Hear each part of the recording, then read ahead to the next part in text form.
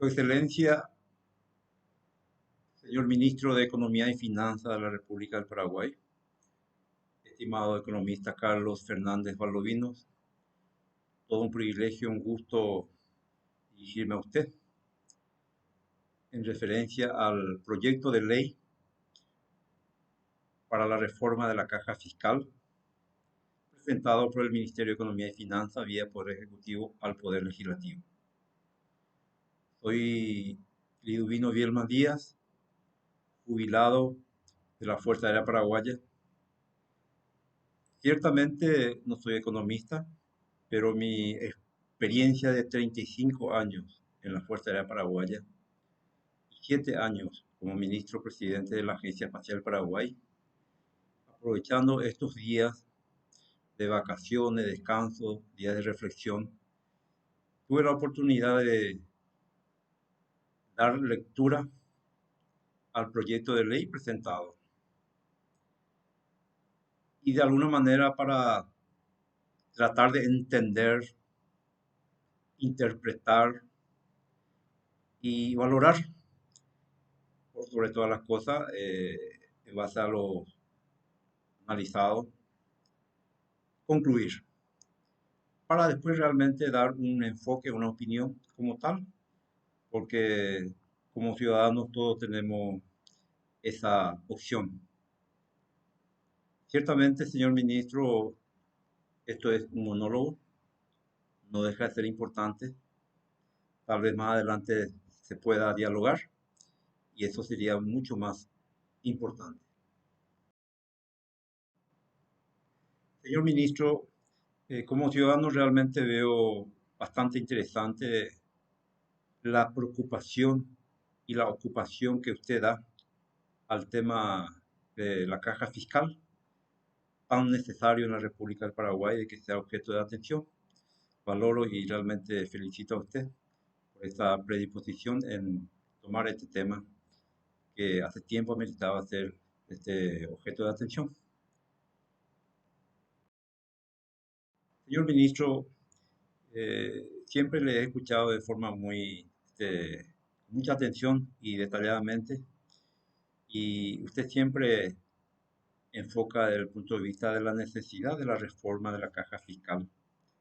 Y en ese sentido, tanto usted como otros referentes del Ministerio de Economía y Finanzas instalaron de una forma interesante esa situación de que el Estado paraguayo va a llegar en un momento dado a tener déficit para cumplir con los jubilados. Eso ustedes instalaron muy bien, pero sin embargo hay dudas en referencia al aspecto fundamental que enfocaron desde el Ministerio de Economía y Finanzas. Tal vez sea cierto o no esa situación que ustedes explican, pero hay grandes dudas y eso amerita clarificar bien a través de los diálogos, de la participación de los eh, grupos interesados en el tema, entiéndase los docentes, los militares, los policías, porque de alguna manera esto se impone y es el momento. Pero sin embargo, cuando usted aclara, dice, el Estado puede llegar a una déficit para cumplir con las jubilaciones. Por eso yo quiero brevemente explicar qué es el Estado para que realmente se entienda y aquello que no maneja muy bien pueda tener luz al respecto. El Estado paraguayo es la nación organizada, política, jurídica y administrativamente. Tiene tres elementos bastante interesantes, muy esenciales. De los tres elementos, dos son elementos dinámicos y uno estático. El primer elemento dinámico es el gobierno nacional de turno, las autoridades políticas. El segundo elemento dinámico es la población en general. Y el tercer elemento, en este caso, el elemento estático, es el territorio de la República del Paraguay. Ahí estamos afincados todos, las autoridades políticas, y la población en general. Dentro de la autoridad política están los tres poderes del Estado: poder ejecutivo, legislativo y judicial. Y dentro de la población en general estamos todos, tanto las autoridades políticas como la población en sí. Al decir todos estamos ahí, incluye a todos quienes viven aquí en la República del Paraguay. Un país forma parte del Estado. Un empresario del sector privado forma parte del Estado. Usted, como ciudadano, en este momento autoridad política, es parte del Estado. Nuestro arquero titular de la selección paraguaya, Gatito Fernández, no sé si es su pariente, es parte del Estado. Un país es parte del Estado. Nuestro amigo Vargas Peñas es parte del Estado. Ahora bien, la población en sí se mueve en proporción a las decisiones políticas del Estado paraguayo a través de las autoridades políticas. Y esas decisiones políticas es mucho más dinámico, mucho más efectivo, mucho más acertado cuando hay una decisión política basado en conjunto entre el estudio de parte de las autoridades políticas y la población en general, de acuerdo al tema en proceso. A mi entender, el proyecto de ley para la reforma fiscal presentado por el Poder Ejecutivo es interesante, pero no basta. Yo creo que pudo haber estado mejor, existiendo algunas acciones interesantísimas desde el origen de una idea de proyecto. Yo particularmente no vi, no fui testigo, estoy en desconocimiento si hubo alguna reunión, algún parecer del propio ministro de Educación y Ciencias, de los gremios docentes, tanto jubilados como activos. No fui testigo de que haya habido algún acercamiento entre el Ministerio de Economía y Finanzas y el Consejo Nacional de Defensa y el Ministerio de Defensa Nacional, las fuerzas militares. Tampoco, no sé, no supe si hubo alguna reunión con el Ministerio del Interior, con las autoridades policiales. Tampoco no escuché que haya habido alguna reunión con el equipo económico, Consejo de Ministros, porque hay que entender que los docentes jubilados y activos, los militares jubilados y activos y los policías jubilados y activos son parte esencial del Estado paraguayo. Algunos circunstancialmente como autoridades y otros como habitantes, población en general. Por eso es importante desde el inicio pulir los proyectos antes de que llegue al estamento donde realmente ya se hace un proceso formal.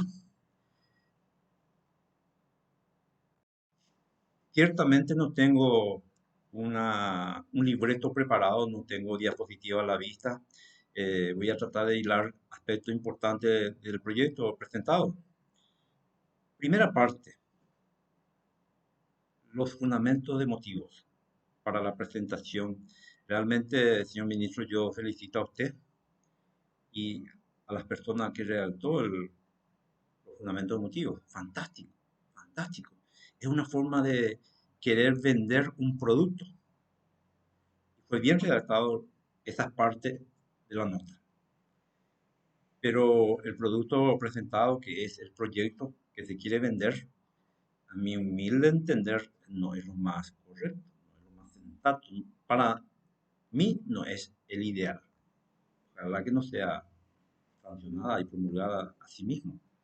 Ojalá que lleguemos a un estamento de diálogo de las partes. Eso es lo que se refiere a la parte de fundamentos motivos. Realmente fueron bastante pulcros en esa parte. Ahora bien, en lo que se en ti, no quiero entrar mucho en lo que se refiere a la parte de educación, porque para eso están las autoridades. Respeto mucho la parte autoridades educativas, tanto los activos como los jubilados, los gremios, pero a mi entender esa parte no está bien. Soy docente ciertamente, pero no quiero meterme mucho en ese campo porque para eso están los docentes. Pero para mi entender esa parte no está bien, no está correcto, no es lo más ideal. Tal vez con una participación más activa de ellos desde el inicio pudo haber sido mejor el documento para enviar al Parlamento. En lo que se refiere a la parte de los jubilados, militares y policías, también los activos militares y policía, hay que tener en cuenta, señor ministro, de que el Estado tiene dos grandes fines: bienestar general y la seguridad integral. Ambos se necesitan. Una buena educación que viene como herramienta fundamental de los docentes. La educación hará que haya poco desarrollo gradualmente en proporción a la seguridad que llegue a implementarse a través de las fuerzas militares y de la Policía Nacional. Por eso que es importantísimo ese diálogo, el acercamiento de las instituciones, de las autoridades para realmente plasmar documentos con objetividad. Para mi entender, usted no consideró nada tan fácilmente, dejó de tener en cuenta los derechos adquiridos por los funcionarios militares, personales militares y de la Policía Nacional. Y eso no está correcto, no está bien, no debe ser así. Los derechos adquiridos siempre tienen que quedar intactos. Incluso los derechos adquiridos valen para los activos, porque los derechos adquiridos no es para la persona, es para el segmento, es para la institución, para quienes lo integran. Por eso es importante que esos derechos adquiridos se mantengan, porque tal vez los docentes puedan influir mucho en los docentes activos, los jubilados docentes influyen mucho en los docentes activos y pueden manifestarse de alguna forma. Sin embargo, los jubilados, policías y militares, no podemos llegar a eso porque estamos ya distanciados de los activos. Pero el teniente primero, el capitán, se da cuenta que los jubilados de alguna manera procuramos mantener esos derechos adquiridos porque va a ser beneficio para ellos. O sea que, señor ministro, esto necesita ser replanteado. Plantearon algo interesante, dan la situación. Entonces acá viene una idea personal, ojalá que sea algo interesante, tal vez infantil o no. Va a ser constitucional que por esta ley se cree el Consejo Nacional de Jubilación. Un consejo exclusivamente para la misión de planificar, organizar, ejecutar y controlar todas las actividades administrativas que conciernen a la jubilación, que dependa del Poder Ejecutivo. Ese Consejo Nacional de Jubilados tiene que estar integrado por varios referentes interesados en el tema de la jubilación. Tiene que tener la representación del ministro de Economía y Finanzas, del viceministro de Economía y Finanzas, del viceministro de Talentos Humanos, representante de los jubilados, docentes, militares, policías, representantes de los activos, de los docentes, jubilados y policía, como así también lo que se refiere a lo que no, Ministerio de Defensa Nacional, Ministerio del Interior. Y posteriormente, este consejo tiene que diseñar la política y la estrategia para las actividades de jubilados. Ese es mi parecer para de alguna manera replantear esto, ya con un proceso de diálogo de las partes. Espero que sea efectivo esta comunicación.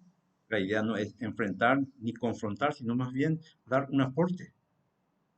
Gracias, señor ministro, por su atención.